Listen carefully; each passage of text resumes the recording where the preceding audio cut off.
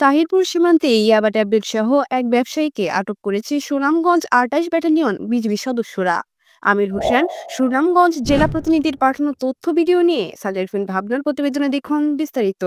তাহিরপুর উপজেলার ট্যাকেরঘাট সীমান্তে ভারত থেকে ইয়াবা ট্যাবলেট নিয়ে বাংলাদেশে ফেরার সময় লোকমান হেকিম নামের এক ব্যবসায়ীকে আটক করেছে সুনামগঞ্জ ২৮ ব্যাটালিয়ন বিজিবি সদস্যরা। বিজিবির হাতে আটক ইয়াবা ব্যবসায়ী লোকমান হেকিম উপজেলার উত্তর শ্রীপুর ইউনিয়নের কলাগাঁও গ্রামের মৃত মন্তাজ উদ্দিনের ছেলে।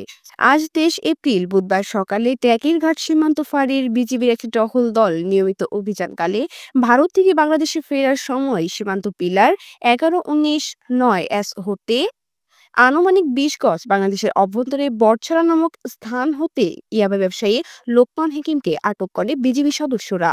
এ সময় তার দেহ তল্লাশি করে ১৬টি ইয়াবার ট্যাবলেট উদ্ধার করে সুনামগঞ্জ ২৮ ব্যাটালিয়ন বিজিবি অধিনায়ক লেফটেন্যান্ট কর্নেল এ.কে.এম. জাকারিয়া কাদের। সংবাদ মাধ্যমকে এই তথ্য নিশ্চিত করে তিনি জানান, আইনি প্রক্রিয়া শেষে আটককৃত ইয়াবা ব্যবসায়ী লোকমান হেকিমকে সোপর্দ করার কার্যক্রম প্রক্রিয়াধীন রয়েছে।